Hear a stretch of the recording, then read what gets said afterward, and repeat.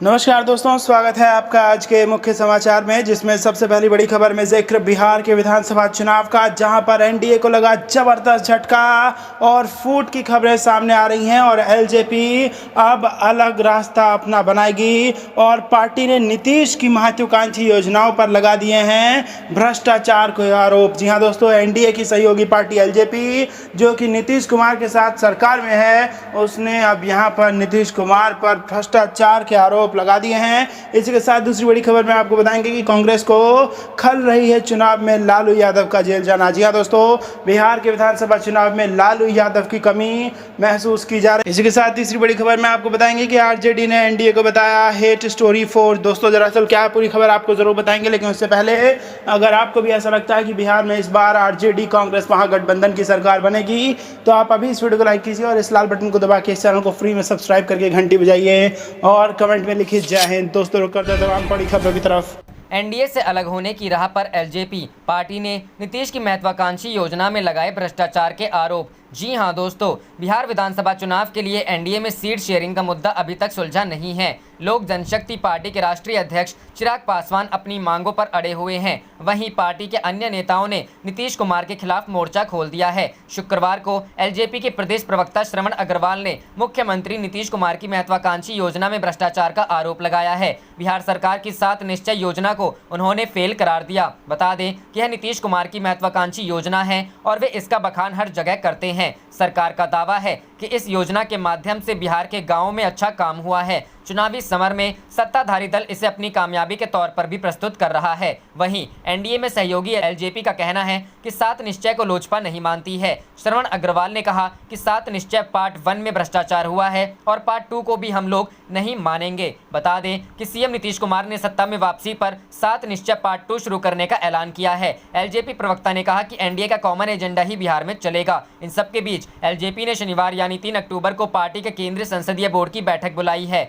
सूत्रों से मिल रही जानकारी के अनुसार इस बैठक में एनडीए के साथ सीट शेयरिंग को लेकर चल रही खींचतान के बीच चिराग पासवान कोई बड़ा फैसला ले सकते हैं। रुख करते हैं अगली खबर की तरफ। कांग्रेस को खल रही है चुनाव में लालू का जेल में होना, कहा बीजेपी बेवजह परेशान कर रही है। जी हां दोस्तों, कांग्रेस के बिहार प्रभारी शक्ति सिंह गोहिल को लालू प्रसाद की कमी खल रही है। सदाकत आश्रम में शुक्रवार को मीडिया से बात करते हुए उन्होंने कहा कि लालू प्रसाद को बेल मिलना चाहिए था। भाजपा उन्हें बेवजह परेशान कर रही है। वह बाहर होते तो गठबंधन में देर नहीं होती। गोहिल ने कहा कि जनता एनडीए सरकार को हटाने के लिए चुनाव का बेसब्री से इंतजार कर रही है। हम ऐसी सरकार देंगे जो सेवा को साधना मानकर काम करेगी। सीटों पर उन्होंने कहा कि नेताओं के बीच बात हो रही है, मीडिया के माध्यम से ये बातें नहीं होती है, लेकिन सब कुछ सामान्य है। सीटों की संख्या का बहुत मतलब नहीं है। हमारा उद्देश्य भाजपा को सत्ता से बाहर करना है। कांग्रेस के 75 पर दावा और राजद का 58 सीटों के ऑफर पर उन्होंने कहा कि अगर किसी साथी दल का कोई नेता कुछ कहता है तो उसका अर्थ नहीं निकालना चाहिए। हम उसमें पड़ेंगे तो फोकस बदल जाएगा। हमारा फोकस सिर्फ भाजपा पर है। लालू प्रसाद अनुभवी नेता हैं, उन्हें बाहर होना चाहिए था। 2015 के चुनाव में वह बाहर थे तो कितनी आसानी से बंटवारा हो गया। अब भी कोई परेशानी नहीं है।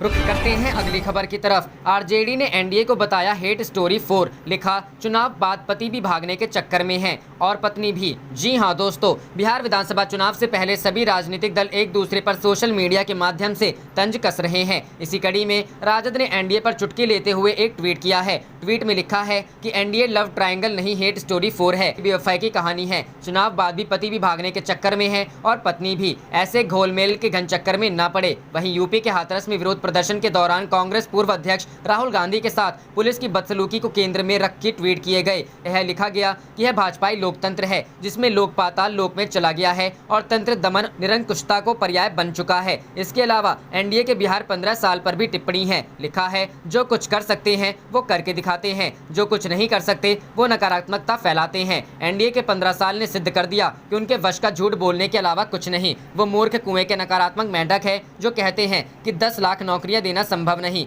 यहाँ तो पूरा खाका तैयार है। बता दें कि चुनाव आयोग ने प्रदेश में चुनाव की तारीखों का ऐलान भी कर दिया है। इस बार का चुनाव 3 चरणों में होगा। पहले चरण का मतदान 28 अक्टूबर को, दूसरे चरण का मतदान 3 नवंबर और तीसरे चरण का मतदान 7 नवंबर को होगा, जबकि मतों की गणना 10 नवंबर को होगी।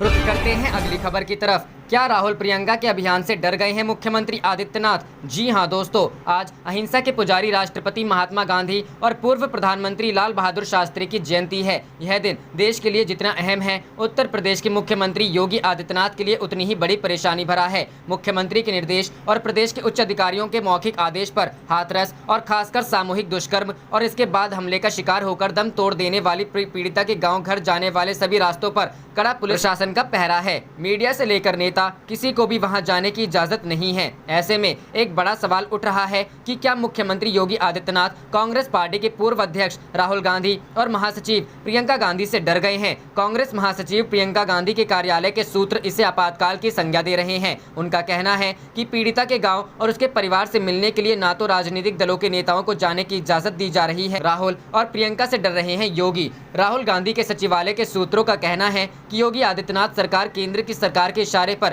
तानाशाही पर उतर आई है। राज्य सरकार को डर सता रहा है कि कहीं कांग्रेस पार्टी के पूर्व अध्यक्ष किसानों के भट्टा पारसौल आंदोलन की तरह गुपचुप तरीके से हाथरस न पहुंच जाएं। कांग्रेस के नेता उमेश पंडित का कहना है कि इसी डर के कारण हाथरस में पीड़िता के गांव तक आने जाने के सभी रास्ते को पुलिस प्रशासन ने सील कर दिया है। कई न्यूज चैनल के रिपोर्टरों ने भी फोन पर जानकारी दी कि पुलिस प्रशासन न तो पीड़िता के गाँव में जाने दे रहा है और न ही मीडिया को शांतिपूर्ण तरीके से अपना काम करने दे रहा है। देश के एक नामी समाचार चैनल की महिला पत्रकार ने बताया कि उत्तर प्रदेश इस दौरान महिलाओं के साथ बदसलूकी कर रही है। पुलिस के जवान महिलाओं के कपड़े पर हाथ लगाकर उसे खींच तक रहे हैं ताकि महिलाओं के कपड़े फट जाएं। गौरतलब है कि कल इसी तरह की एक घटना कांग्रेस की नेता अमृता धवन के साथ हुई थी और उनके कपड़े फट गए थे। रुख करते हैं अगली खबर की तरफ। हाथरस कांड के खिलाफ दिल्ली में उमड़ा जनसैलाब। बॉलीवुड एक्ट्रेस स्वरा भास्कर भी पहुंची जंतर मंतर। जी हां दोस्तों, हाथरस दुष्कर्म मामले को लेकर पूरे देश में आक्रोश है। ऐसे में शुक्रवार को दिल्ली के जंतर मंतर पर कई संगठनों ने विरोध प्रदर्शन किया। इस प्रदर्शन में आम आदमी पार्टी, भीम आर्मी से लेकर कई राजनीतिक दलों के नेता भी शामिल हुए। सीपीएम के महासचिव सीताराम येचुरी और सीपीआई नेता डी राजा भी इस प्रदर्शन में शामिल होने के लिए जंतर मंतर पहुंचे। सीताराम येचुरी ने कहा, यूपी सरकार को सत्ता में रहने का कोई अधिकार नहीं है। हमारी मांग है कि पीड़ित परिवार को न्याय दिया जाए। दिल्ली के वाल्मीकि मंदिर में शुक्रवार को पीड़िता के लिए प्रार्थना सभा की गई। प्रार्थना सभा में कांग्रेस महासचिव प्रियंका गांधी समेत कई कांग्रेस कार्यकर्ता शामिल हुए। प्रार्थना सभा में प्रियंका गांधी ने कहा, दुख की घड़ी में पीड़िता का परिवार अकेला है। हमारी बहन के साथ न्याय होना चाहिए। हमें अन्याय के खिलाफ राजनीतिक लड़ाई तेज करनी होगी। मैं प्रार्थना सभा में शामिल होने के लिए यहाँ आई हूँ। दिल्ली के मुख्यमंत्री अरविंद केजरीवाल ने शुक्रवार को कहा कि हाथरस की घटना बहुत दर्दनाक है और पीड़िता के परिवार के साथ सरकार का व्यवहार ठीक नहीं है। हम लोकतंत्र में रह रहे हैं और सत्ता में बैठे लोगों को यह नहीं भूलना चाहिए कि वे इस देश के मालिक नहीं बल्कि सेवक हैं। हाथरस की घटना के विरोध में जंतर मंतर पर प्रदर्शन में शामिल हुए भीम आर्मी प्रमुख चंद्रशेखर आजाद, उन्होंने कहा कि मैं हाथरस का दौरा करूंगा। हमारा संघर्ष तब तक जारी रहेगा जब तक यूपी के सीएम इस्तीफा नहीं देते। मैं सुप्रीम कोर्ट से घटना का संज्ञान लेने का आग्रह करता हूं। रुक करते हैं अगली खबर की तरफ। मंदिर पहुंची प्रियंका, बोली हर पुरुष महिला को उठानी चाहिए आवाज। जी हां दोस्तों, उत्तर प्रदेश के हाथरस में 19 वर्षीय दलित युवती के साथ कथित तौर पर हुई घटना को लेकर कांग्रेस महासचिव प्रियंका गांधी ने शुक्रवार को दिल्ली स्थित वाल्मीकि मंदिर जाकर प्रार्थना सभा में हिस्सा लिया। यूपी पुलिस पर पीड़िता के परिवार ने रात में जबरदस्ती युवती के शव के दाह संस्कार का आरोप लगाया। जिलाधिकारियों ने बताया कि उन्होंने पीड़िता के परिवारों की सहमति से ऐसा किया, लेकिन जिस तरह से पूरी चीजें सामने आई है उसके बाद प्रशासन पर कई तरह के सवाल उठ रहे हैं। प्रियंका गांधी ने प्रार्थना सभा के दौरान कहा, इसीलिए मैं आपके बीच आई हूँ। जब मैंने सुना कि आपके समाज वाल्मीकि समाज ने उनके लिए प्रार्थना सभा रखी है, मैं इसीलिए यहाँ आई कि आपको और उनके परिवार को कभी महसूस नहीं होने देना चाहिए कि वे अकेले हैं। हम सभी से आग्रह करते हैं, अपनी आवाज उठाओ। कांग्रेस नेता ने देश की हर महिलाओं से अपील की कि वे नाइंसाफी के खिलाफ अपनी आवाज उठाएं। उन्होंने कहा, जो इस लड़की के साथ हुआ, जो उसके परिवार के साथ हो रहा है, उन पर अन्याय हो रहा है। इसके खिलाफ इस देश की एक एक महिला और एक एक पुरुष की आवाज उठनी चाहिए। जो भी उस लड़की के साथ किया गया, उसको झेलते हुए भी सरकार की कोई मदद नहीं मिली। एक दिन पहले गुरुवार को कांग्रेस नेता राहुल और प्रियंका गांधी दोनों ही हाथरस पीड़िता के परिवारों से मिलने के लिए जा रहे थे, लेकिन यूपी पुलिस ने उन्हें ग्रेटर नोएडा एक्सप्रेसवे पर रोक लिया था। इस दौरान राहुल ने पुलिस पर बदसलूकी और धक्का देकर जमीन पर गिराने का भी आरोप लगाया।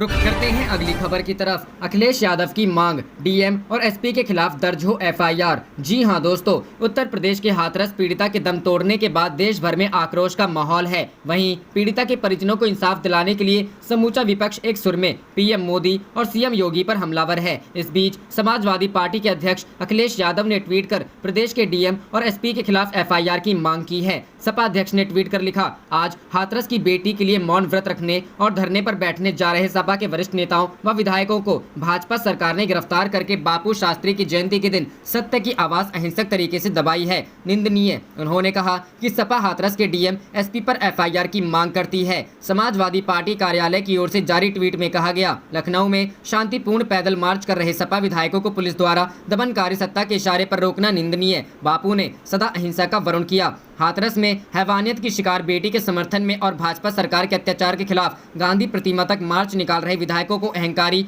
डरी हुई सरकार ने रोका।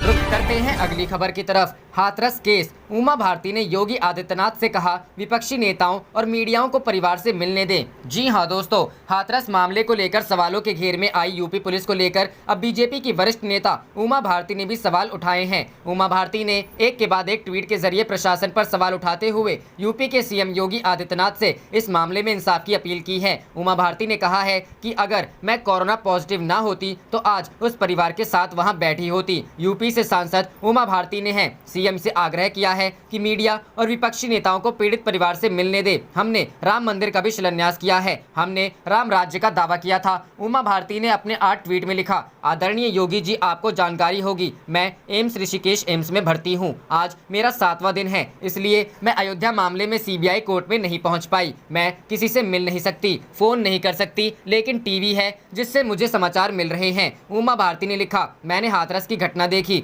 पहले तो मुझे लगा कि मैं ना बोलूं क्योंकि मुझे लगा कि आप इस संबंध में ठीक ही कार्रवाई कर रहे होंगे, लेकिन जिस प्रकार से पुलिस ने गांव के पीड़ित परिवार की घेराबंदी की है उससे विभिन्न आशंकाएं जन्मती हैं। एक अन्य ट्वीट में उमा भारती ने कहा, एक दलित परिवार की बिटिया थी, बड़ी जल्दबाजी में पुलिस ने उसकी अंत्येष्टि की और एक परिवार एवं गाँव की पुलिस के द्वारा घेराबंदी कर दी गई है। मेरी जानकारी में ऐसा कोई नियम नहीं है कि एसआईटी जाँच में परिवार किसी से मिल ना पाए। बीजेपी नेता ने अपने अगले ट्वीट में लिखा, हमने राम मंदिर का शिलान्यास किया, देश में राम राज्य लाने का दावा किया है, किंतु इस घटना पर पुलिस संदेहपूर्ण कार्रवाई से आपकी यानी यूपी सरकार की और बीजेपी की छवि पर आंच आई है। उन्होंने आगे लिखा, आप एक बहुत ही साफ सुथरी छवि के शासक हैं। मेरा आपसे अनुरोध है कि मीडिया कर्मियों को और अन्य राजनीतिक दलों के लोगों को पीड़ित परिवार के लोगों से मिलने दीजिए। रुक करते हैं अगली खबर की तरफ। चंपारण से कांग्रेस का चुनावी शंखनाद, सोनिया ने कहा भय, भ्रम और भावना का व्यापार कर सरकार चला रहे हैं। जी हां दोस्तों, कांग्रेस अध्यक्ष सोनिया गांधी ने शुक्रवार को चंपारण की धरती से चुनावी शंखनाद किया। सोनिया ने कहा कि जानबूझकर भय का माहौल बनाया जा रहा है। कुछ लोग भय, भ्रम और भावना का व्यापार कर सरकार चला रहे हैं। लोग सावधान रहें और सही फैसला ले। कांग्रेस की हर नीति में जनता की भागीदारी होती थी, आज चंद लोगों के लाभ के लिए नीतियां बनाई जा रही है। कांग्रेस ने वंचित समाज, दलितों, महिलाओं, युवाओं और किसानों को मजबूत बनाने को जितने भी कानून बनाया उन्हें कमजोर किया जा रहा है। कांग्रेस अध्यक्ष शुक्रवार को चंपारण में आयोजित गांधी चेतना रैली को संबोधित कर रही थी। इस वर्चुअल कार्यक्रम में उन्होंने चंपारण में बनी महात्मा गांधी की प्रतिमा का अनावरण किया और वहां उपस्थित लोगों के साथ पटना में पार्टी के जुड़ने वाले अनुसूचित जाति के लोगों को संबोधित किया। उन्होंने कहा कि कांग्रेस ने मनरेगा के साथ सूचना का अधिकार कानून बनाया। जब भी जनप्रतिनिधियों पर सवाल उठे तो सरकार ने फैसला लिया। आज उल्टा हो रहा है। अगर मनरेगा नहीं होता तो कोरोना काल में कितने गरीब भुखमरी के शिकार हो जाते। सूचना के अधिकार को इतना कमजोर कर दिया गया कि आप सवाल पूछते रह जाएंगे, जवाब नहीं मिलेगा। रोजगार देने वाली संस्थाओं का निजीकरण किया जा रहा है। करोड़ों लोगों का रोजगार छिन गया। किसानों की हालत किसी से छुपी नहीं है। महात्मा गांधी के विकास का मतलब था कि उसकी महक कतार में अंतिम व्यक्ति तक पहुंचे। चंपारण में नील की खेती का उन्होंने विरोध इसलिए किया कि उससे चंद लोग मालामाल हो रहे थे, किसान बेदहाल हो रहे थे। आज जो भी हो रहा है उससे किसान व आम जनता परेशान होती है और चंद लोग लाभ लेते हैं। सच्चाई को कांग्रेस ने अपने कार्यशैली में अपनाया है। आज जो लोग महात्मा गांधी का नाम लेते हैं वही अपने कार्यों से उनके वसूलों को चूर कर दे रहे हैं। बस अब बहुत हो गया। हम गांधी के सपने के विकास के लिए संघर्ष करते रहेंगे। पटना से रैली में जुड़े बिहार कांग्रेस प्रभारी शक्ति सिंह गोहिल ने सोनिया गांधी का स्वागत किया। प्रदेश अध्यक्ष मदन मोहन झा, अभियान समिति के अध्यक्ष डॉक्टर अखिलेश सिंह, विधायक दल के नेता सदानंद सिंह, कार्यकारी अध्यक्ष डॉक्टर अशोक राम, कौकब कादरी, श्याम सुंदर सिंह धीरज और समीर सिंह भी सदाकत आश्रम से कार्यक्रम में जुड़े थे। रुख करते हैं अगली खबर की तरफ। बिहार विधानसभा चुनाव, महागठबंधन में सीट बंटवारे पर बनी सहमति, कांग्रेस को मिली 68 सीटें। जी हां दोस्तों, बिहार विधानसभा चुनाव की तारीखों की घोषणा होने के साथ ही सभी दलों के बीच सीट बंटवारे को लेकर उठापटक जारी है। इसी बीच जानकारी के अनुसार महागठबंधन के बीच सीटों का विवाद सुलझ गया है। राजद, कांग्रेस और भाकपा माले के बीच सीट बंटवारे को लेकर सहमति बन गई है। मीडिया रिपोर्ट के अनुसार बिहार विधानसभा की 243 सीटों में कांग्रेस को 68 और भाकपा माले को 19 सीट दी गई है। वहीं सीपीएम को भी सीट देने की बात कही जा रही है। हालांकि इसकी आधिकारिक घोषणा अभी बाकी है। वहीं राजद ने अपने प्रत्याशियों को चुनाव निशान बांटने की कवायद शुरू कर दी है। प्रथम फेज की 71 सीटों में से 1/4 प्रत्याशी चुनाव निशान हासिल कर चुके हैं। गुरुवार को ऐसे प्रत्याशी 10 सर्कुलर रोड आए और अपना चुनाव चिन्ह प्रपत्र लेकर चले गए। राजद के वरिष्ठ राष्ट्रीय पदाधिकारी भोला यादव ने बताया कि चुनाव सिंबल बांटने की कवायद शुरू हो चुकी है। इससे पहले पार्टी के जानकारों के अनुसार पहले चरण के लिए करीब 20 सीटों को छोड़कर राजद ने अन्य सभी सीटों पर अपने प्रत्याशियों को हरी झंडी दे दी है। गुरुवार को दिन भर चली वर्चुअल मीटिंग के बाद कुछ बात बनी है। काराकाट, आरा, ओबरा और सासाराम सहित 3-4 अन्य सीटें कांग्रेस के लिए राजद ने छोड़ दी है। जहानाबाद और मसौड़ी पर अब भी पेच फंसा हुआ है। रुक करते हैं अगली खबर की तरफ। बिहार चुनाव 2020, महागठबंधन में मन गई बात। सीपीआई एमएल को आरजेडी 15 सीटें देने पर राजी। जी हां दोस्तों, राजद और माले के बीच सीट शेयरिंग को लेकर बात मुकाम तक पहुंच गई। माले के लिए राजद लगभग 15 सीटें छोड़ने पर सहमत हो गया। हालांकि जनधार वाले जिलों में सीट को लेकर माले अभी अड़ा है, लिहाजा सीटों की संख्या में थोड़ी और वृद्धि हो सकती है। राजद और माले के बीच 4 दिन से चल रहे गतिरोध को दूर करने की कोशिश राजद ने गुरुवार को दिन से ही शुरू कर दिया। दिन में राजद विधायक भोला यादव और सांसद मनोज झा माले कार्यालय जाकर दीपांकर भट्टाचार्य से मिले, लेकिन वहां बात नहीं बनी और उन लोगों ने शाम राबड़ी आवास आने का न्योता माले महासचिव को दिया। राजद के न्योते पर माले महासचिव ने राबड़ी आवास जाकर तेजस्वी यादव से बात की। बैठक में अब्दुल बारी सिद्दीकी, मनोज झा और भोला यादव भी थे। बातचीत में सीटों की संख्या को लेकर मामला लगभग सुलझ गया। साथ ही माले ने महागठबंधन के साथ ही चुनाव लड़ने की सहमति दे दी, लेकिन सीटों को चिन्हित करने में संख्या में कुछ बदलाव हो सकता है। माले अपने जनाधार वाले जिलों में कुछ और सीटें मांग रहा है, जिस पर तेजस्वी यादव भी तैयार हो गए हैं। ऐसे में माले की सीटों की संख्या 15 से कुछ बढ़ सकती है। मालूम हो कि माले ने बुधवार को अपने 30 उम्मीदवारों की सूची जारी कर दी थी, लेकिन जब गुरुवार को बात शुरू हुई तो वह 20 सीटों पर समझौता करने को तैयार हो गया। प्रियंका ने राजद से सीट बंटवारे का मोर्चा संभाला। राजद ने तालमेल में उत्पन्न गतिरोध दूर करने का मोर्चा अब खुद प्रियंका गांधी ने संभाल लिया है। दोनों दलों के शीर्ष नेताओं के बीच गुरुवार को 2 दौर की बात हुई। हालांकि अभी तस्वीर साफ नहीं हो सकी है, लेकिन इतना जरूर हुआ है कि कांग्रेस ने 75 सीट लेने और राजद ने 58 सीट देने की जिद को छोड़ दी। लिहाजा बीच का रास्ता निकालकर लगभग 65 सीट कांग्रेस को देने पर बात बन सकती है। उधर कांग्रेस ने अपनी प्राथमिकता वाली सीटों के लिए उम्मीदवारों के नाम को भी अंतिम रूप देना शुरू कर दिया है। रुक करते हैं अगली खबर की तरफ। चिराग के सामने बड़ी चुनौती, एनडीए के साथ रहें या बजाय एकला चलोरे का बिगुल। जी हां दोस्तों, बिहार विधानसभा चुनाव में पहले चरण के लिए प्रत्याशियों के नॉमिनेशन की प्रक्रिया गुरुवार से शुरू हो गई। चुनाव आयोग के सूत्रों के मुताबिक 3 प्रत्याशियों ने पहले दिन अपना पर्चा दाखिल भी कर दिया, लेकिन अगर दोनों बड़े राजनीतिक गठबंधनों की बात करें तो फाइनल सेटलमेंट होता नहीं दिख रहा। एक तरफ सत्ताधारी नेशनल डेमोक्रेटिक अलायंस में सीटों को लेकर सहमति नहीं बन पा रही है, तो वहीं चिराग पासवान अब भी जेडीयू के खिलाफ मोर्चा खोले हुए हैं। बीच चिराग पासवान की अगुवाई वाली लोक जनशक्ति पार्टी को लेकर सबसे ज्यादा चर्चा है। तेजी से बदलते राजनीतिक घटनाक्रमों के बीच बीते मंगलवार को एलजेपी के जनरल सेक्रेटरी शाहनवाज अहमद कैफी ने यह कहकर सबको हतप्रभ कर दिया कि चिराग पासवान उनकी पार्टी के सीएम उम्मीदवार हैं। अब एलजेपी का यह बयान बीजेपी के ताज़ा बयान से बिल्कुल उलट है। गौरतलब है कि बीजेपी की तरफ से साफ किया जा चुका है कि चुनाव नीतीश कुमार की अगुवाई में ही लड़ा जाएगा और वो ही राज्य के मुख्यमंत्री पद के उम्मीदवार हैं। एएनआई से कैफी ने बातचीत में कहा था कि पार्टी सदस्यों का भी यही मानना है कि हमें कम से कम 143 सीटों पर चुनाव लड़ना चाहिए। मैं भी पार्टी से यही गुजारिश करूंगा। रुक करते हैं अगली खबर की तरफ। अमित शाह की शरण में चिराग पासवान, नीतीश की शिकायत और बिगड़ेगी बात। जी हां दोस्तों, एनडीए में लगभग जेडीयू और बीजेपी में सीट बंटवारों को लेकर सहमति बन गई है। अब पेच चॉइस की सीट को लेकर फंसी है। जेडीयू कुछ शहरी सीटें भी चाहती है। सीटों को लेकर अभी तक कोई आधिकारिक घोषणा नहीं हुई है। बीजेपी और जेडीयू प्रत्याशियों की सूची को अंतिम रूप देने की दिशा में आगे बढ़ रही है। एलजेपी के चिराग पासवान की मांग पर अभी कोई विचार नहीं है। चिराग एनडीए में 40 सीटें मांग रहे हैं। अब चिराग पासवान को उम्मीद सिर्फ गृह मंत्री अमित शाह से है। अमित शाह ही इस मामले में हस्तक्षेप कर सकते हैं। सीट बंटवारे को लेकर दिल्ली से लेकर पटना में तक बीजेपी के आला नेता माथापच्ची कर रहे हैं। गुरुवार को गृह मंत्री अमित शाह ने बीजेपी अध्यक्ष जेपी नड्डा से उनके आवास पर जाकर मुलाकात की थी। गुरुवार को चिराग पासवान ने भी बीजेपी अध्यक्ष और गृह मंत्री अमित शाह से मुलाकात की है। सूत्रों से मिली जानकारी के अनुसार चिराग ने शाह से बिहार के सीएम नीतीश कुमार के खिलाफ अपने शिकायत पत्र से अवगत कराया है। साथ ही बिहार में अपनी पार्टी के लिए सम्मानजनक सीट की मांग को दोहराया है। एलजेपी सूत्रों के अनुसार बीजेपी को एलजेपी से कोई समस्या नहीं है। ऐसे में सवाल यह है कि अगर अमित शाह इस विवाद को सुलझाते हैं तो क्या गठबंधन के दूसरे साथी इसे मानने को तैयार होंगे। जेडीयू के कार्यकारी अध्यक्ष अशोक चौधरी ने बात करते हुए कहा कि बीजेपी और जेडीयू में सीटों को लेकर कोई समस्या नहीं है। हम 1-2 दिन में सारी चीजें सार्वजनिक कर देंगे। एलजेपी की प्रमुख की डिमांड को लेकर थोड़ी समस्या उत्पन्न हो गई है।